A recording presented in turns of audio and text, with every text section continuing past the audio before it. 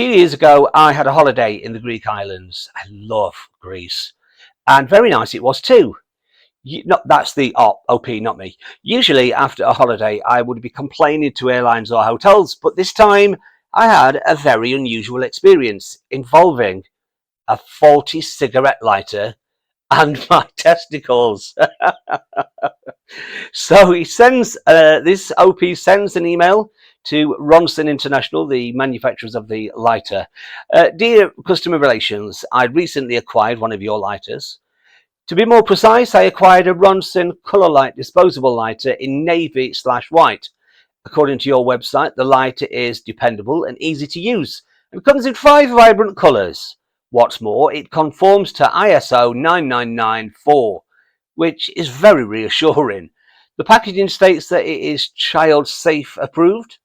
This is obviously a very safe lighter.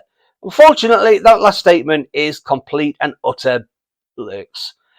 And talking of bollocks, that just happens to be what the lighter was resting against when it exploded. Yes, that's right, exploded. Like a hand grenade. Just so happens that I was wearing a pair of swimming shorts at the time. Consequently, I was not wearing underwear of any kind, which might have cushioned the impact. No, my wedding tackle was nestled in a fine net gusset, designed, no doubt, to allow ventilation in but stop testicles getting out, and making an unscheduled appearance down the leg of the shorts when I was reclining on a sunbed. As any soldier will tell you, a fine net gusset is no substitute for Kevlar body armour. I had just been out on the balcony of our room in Mykonos to enjoy a cigarette, and returning to the room, I put the cigarette packet and lighter into the pocket of my shorts. Soon afterwards, there was a deafening bang, followed a split second later by excruciating pain, causing me to drop to my knees, screaming something along the lines of, "Ah!" The loud bang, my collapse, and the horrendous noise I was making convinced my wife that I had been shot, and she went into an immediate panic, unable to decide whether to run to my aid or hide under the bed. For my part, I was too busy feeling like I had been kicked in the nuts by a very large invisible horse. Having absolutely no idea what had happened, I eventually plucked up the courage to put my hand into the pocket of my shorts to inspect the damage.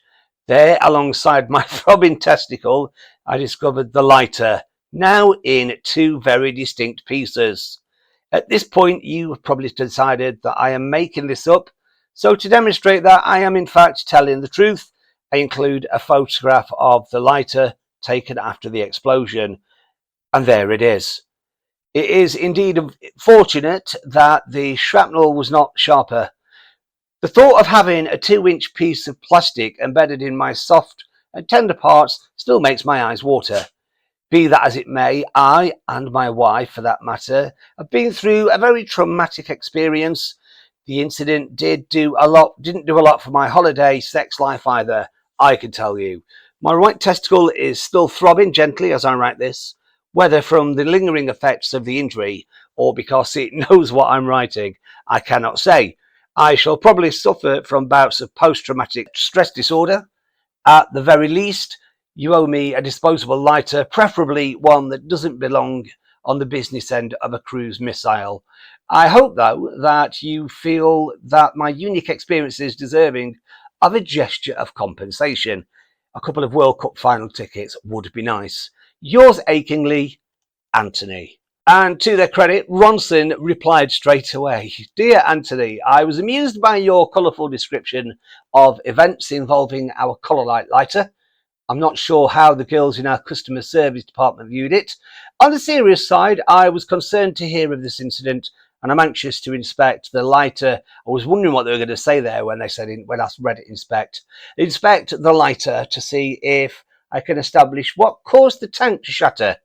Could I ask you to please send the remains to me at the address below? We will send you 2 times £5 Tesco vouchers to cover the cost of the postage and for you to purchase a replacement.